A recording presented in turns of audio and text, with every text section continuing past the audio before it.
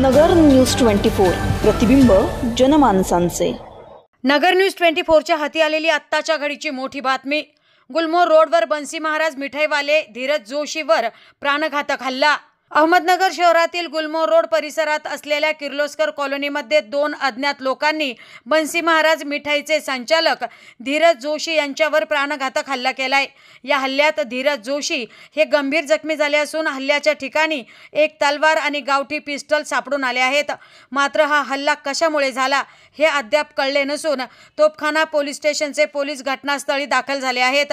10 वाजण्याच्या सुमारास ही घटना घडली असून घटनास्थळी रक्ताचे थारोळे साचले आहेत। सदर घटना समजताच परिसरामध्ये भीतीचे वातावरण पसरले असून नागरिकांनी घटनास्थळी मोठी गर्दी केली। प्रतिनिधी निलेश आगरकर, नगर न्यूज 24 अहमदनगर।